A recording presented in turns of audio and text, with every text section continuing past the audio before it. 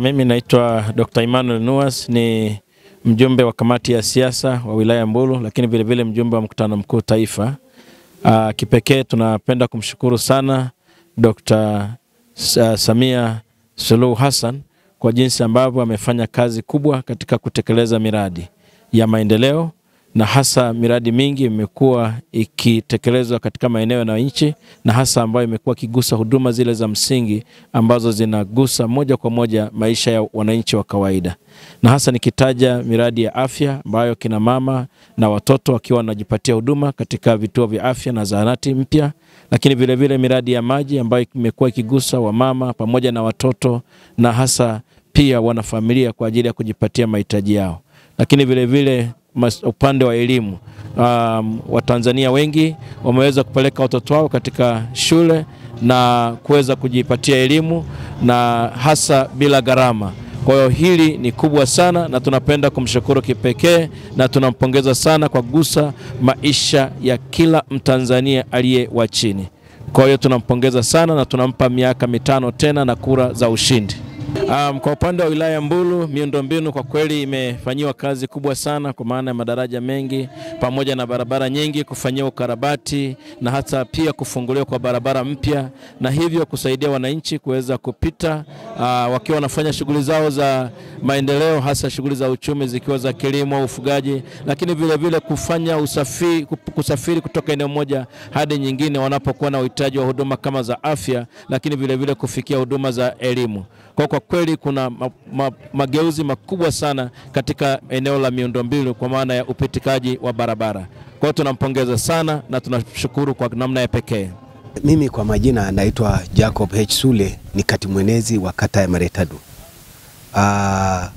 Mimi binafsi nimefurahi na mchango mkubwa wa rais wa Mama Samia Suluhu kwa kuwapa vijana mkopo, vikundi maalum ya mkopo, vikundi vya vijana, kina mama na walemavu. Vijana hasa nimefurahi, nimeguswa kwa vijana kupata mkopo hasa katika kata yetu ya Maretadu. Vijana wamepata mkopo, akina mama wamepata mkopo. Kwa maana hiyo mimi binafsi namshukuru Mheshimiwa Rais wa Jamhuri ya Muungano wa Tanzania pamoja na watumishi wenzake. Miradi iliyoibuka katika kata yangu ya Maretadu, moja ni ukarabati wa shule ya msingi Maretadu Juu, wamekarabati shule na shule inapendeza. Pili ni kituo cha afya ambayo ni ya kata ya Maretadu, tayari imeshapauliwa na ripo wamemaliza. Tatu ni kituo cha afya zahanati katika kijiji cha Kamtana na kata ya Maretadu.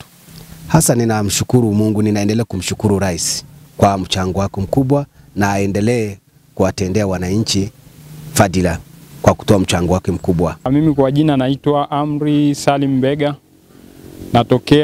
Ni mkazi wa Mbulu mji, lakini natokea kata ya Uhuru.